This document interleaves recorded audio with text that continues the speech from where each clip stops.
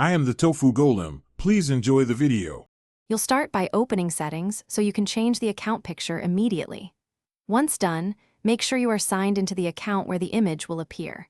You should also pick an image file first. JPG or PNG works best.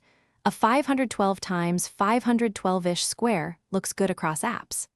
Now press Win+I or click Start Right Arrow Settings, then go to Accounts. This moves you directly into the profile control. Once you're in Accounts, select your info so you can change or add a photo. Click Change Photo to open the file picker. This lets you browse and choose the image you prepared.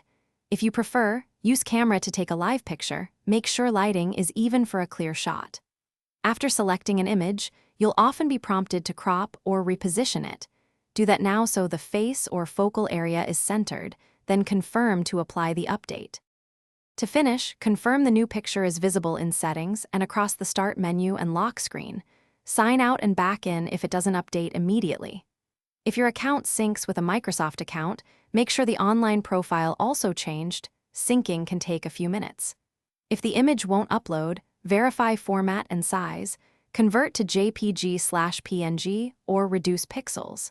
If problems persist, restart Windows and retry the change photo flow to force the update.